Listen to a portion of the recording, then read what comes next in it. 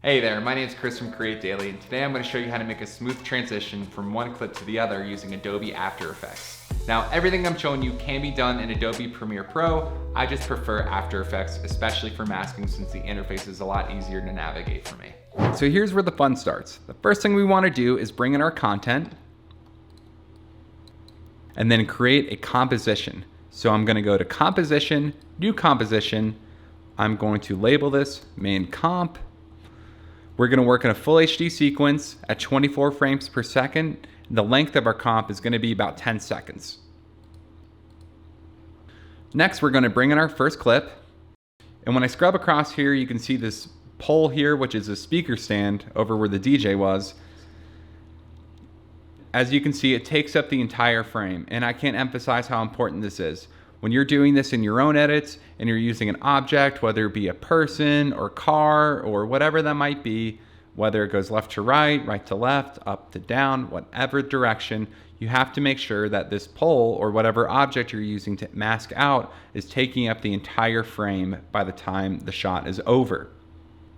Now, what a mask is the ability to hide or show certain parts of layers to reveal parts that are under it.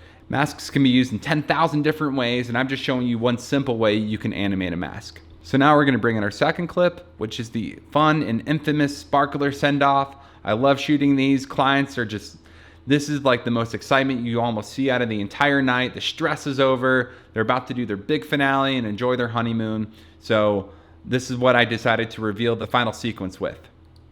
So we're going to make sure we're selected on our clip. And I'm going to use my mouse wheel to zoom out, and we're going to use the pen tool to create a mask. And what I'm looking for is to make sure we have it right along here, right along the edge. We can adjust this as needed, and then I'm going to zoom back out, click Shift, and create a box. Now, when we get back to our shot, it looks like it actually did the opposite of what we wanted it to do, which is what happened. So what I'm going to do is click on my clip and click M, and then select inverted. And when I do that,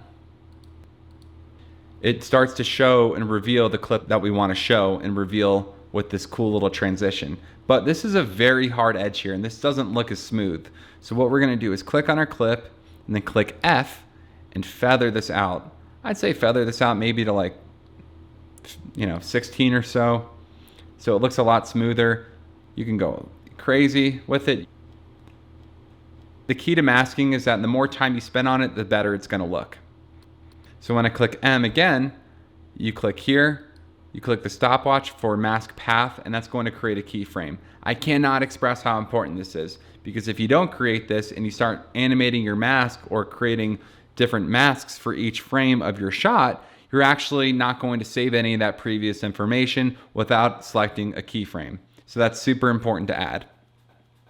So when I click page down on my keyboard, you see the clips progress by one frame. And what we need to do is move it and adjust it accordingly based upon the edge of this pole. Now, right here, I see a little bit of this light. So what I'm going to do is click on my pen tool, click on this little keyframe bit right here.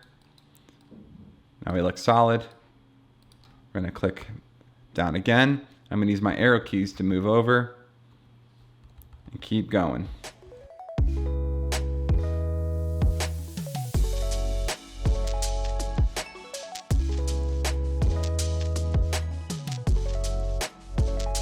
Awesome. So now when we go back to where we started, we see it starts to glide across, and it looks really cool. But there's still one issue. Now when we go to the beginning of our entire clip, it starts right here, and this doesn't make sense because now we're showing two different clips, and this isn't lining up correctly, and it picks up only when these keyframes start. So now what we're going to do is the same thing, but we're going to go backwards with our mask and create keyframes going the other way. So we're going to fast forward through this as well, but you'll be able to see what we're doing.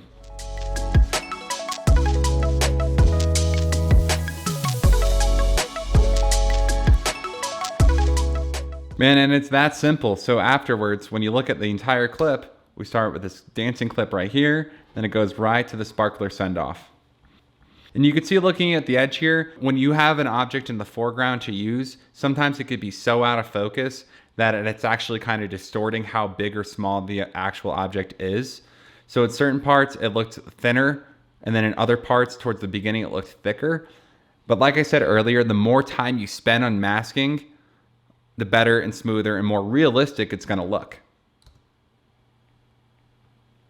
But for the sake of this tutorial, this looks good. So let's get ready to export. So now we're gonna go to Composition, Add to Render Queue, and we're ready to go. Hey, if you like what you saw today, drop a comment. Let me know if there are any other cool effects you'd like to learn. Thanks for watching and stay creative.